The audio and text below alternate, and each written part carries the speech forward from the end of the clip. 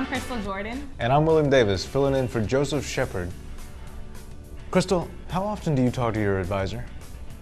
Probably not as often as I should.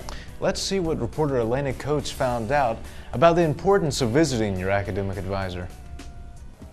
One of the most important things that we should do as students is to check in with our academic advisors at least a couple of times a semester. Failing to check in with your academic advisor could determine whether or not you graduate on time.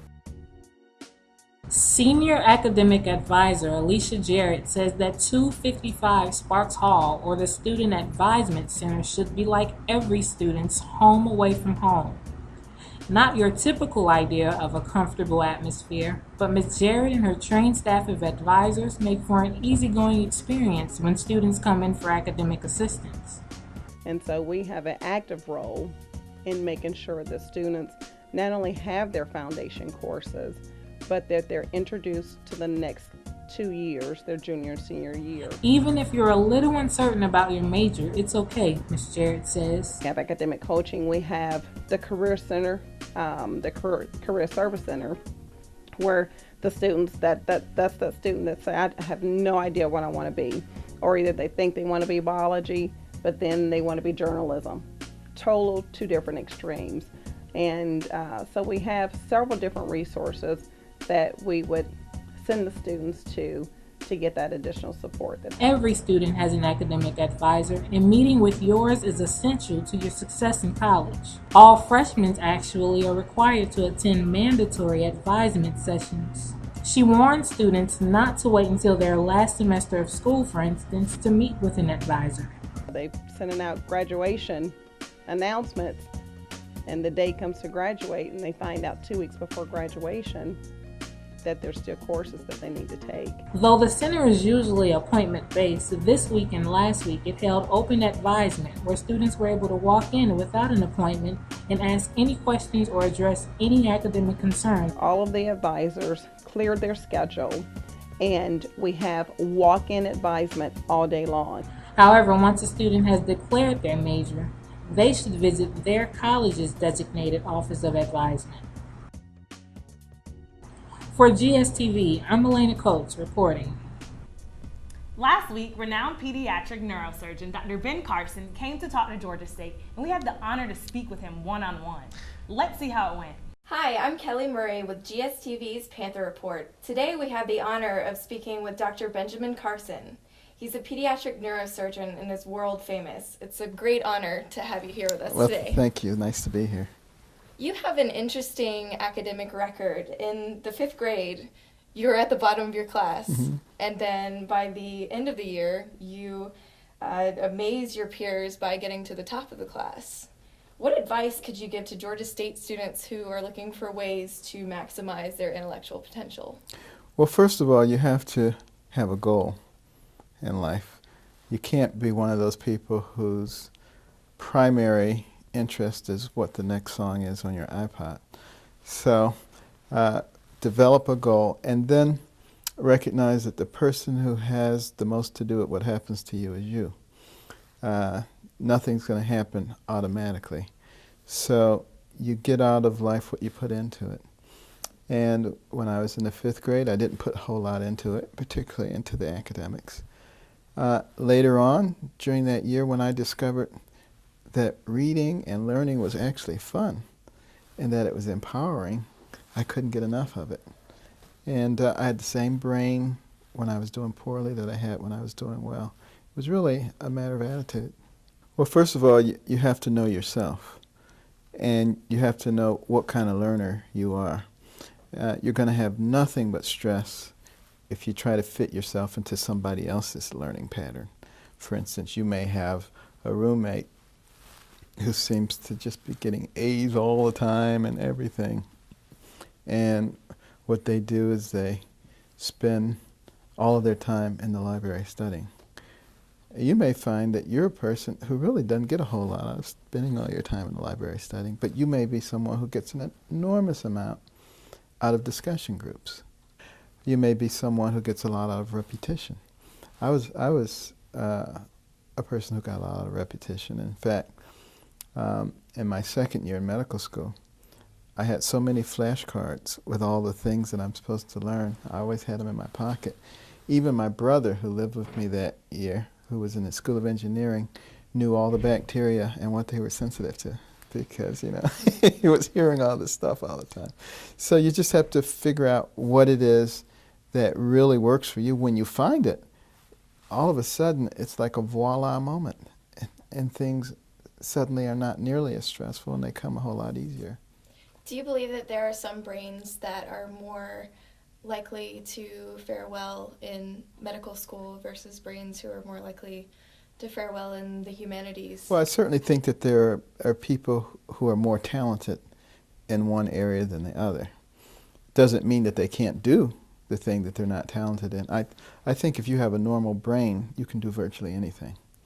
Anybody with a normal brain can do nuclear physics or medicine or law or be a history professor. There's no question about that, because the human brain is absolutely unfathomable.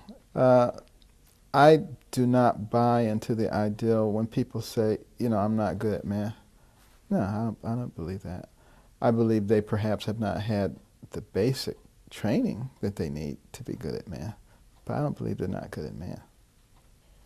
The title of one of your books is Take the Risk, Learning to Identify, Choose, and Live with Acceptable Risks. What would you deem to be acceptable risks for college students or young adults just entering the workforce? What are productive and efficient ways to tackle these risks? Well, you know, a college student is going to run into all kinds of risk. You know, they're going to, you know, be tempted to get involved with the wrong group of people sometimes. They're going to be tempted to have fun rather than study. They may be tempted with drugs, alcohol, things that they haven't been privy to before. They're going to be tempted to be mediocre and take the path of least resistance.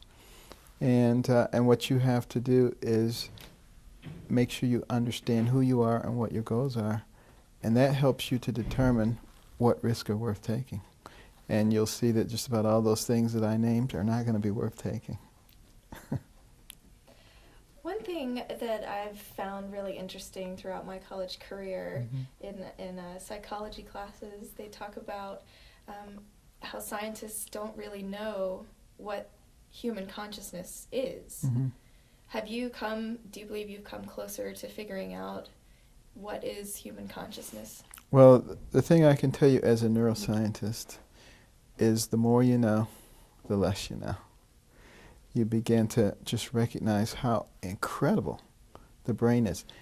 Billions and billions of neurons, hundreds of billions of interconnections, able to work at warp speed to bring all kinds of things back to your mind, to impinge upon whatever it is that you're doing, so that all your past experiences impinge upon what you're getting ready to do.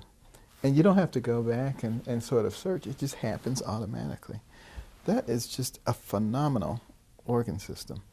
And, you know, with all of our sophisticated measuring devices, PET scanners and CAT scanners and EEGs and anything else you can imagine, we're not able to identify a thought or the origin of a thought or what consciousness is or what the spirit is, and yet we know it's there.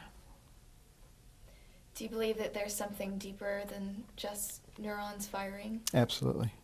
I think there's something special that we as human beings have. I think it was given to us by our Creator.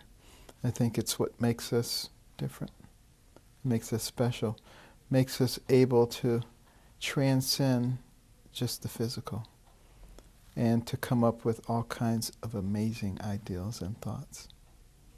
What would you recommend for those who don't know what they love to do? Examine your life and look back and see, well, what kinds of things have I always really excelled in? What kind of things do I do when people come to me and say, wow, that's great? And look for the commonalities. And that will frequently serve as a very excellent guide. Is there one surgery that sticks out in your mind as the most difficult surgery, or the surgery that had you overcome something that you didn't think you could do? Well, there's so many. All of the conjoined twin operations were extraordinarily difficult. But there was one operation in which I was removing a tumor from the middle of the brainstem of a patient. His wife was one of the nurses on the pediatric neurosurgery floor, so I couldn't escape. And she just kept after me until I said, okay, I know he's an adult, but okay, I'll do him.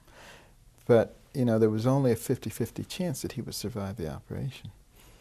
And when I explained that to him, he said, yeah, but if you don't do it, there's a 100% chance that I'm going to die. So what do I have to lose? And it was an extraordinarily difficult operation. But he survived, and the next day he was cracking jokes. What role do you think your mother served in your life? Well, you know, she was an inspiration. She worked extraordinarily hard, 2-3 jobs at a time. And sometimes we didn't see her for a whole week because she would go from one job to the next, leave at 5 in the morning, come back at 11 or 12 at night. And we'd be asleep by that time. But she was always striving, always working hard, always wanted us to have a better life than she did. You know, she was a very attractive woman. She had no end of suitors, but she would just say, look, my obligation is to help my children get a head start in life. And she basically sacrificed her own life. Wow, you have an incredible life story. Mm. Thank you for being here with us today. Okay, my pleasure. Thank you. This has been an interview with Dr. Benjamin Carson, and I'm Kelly Murray with GSTV's Panther Report.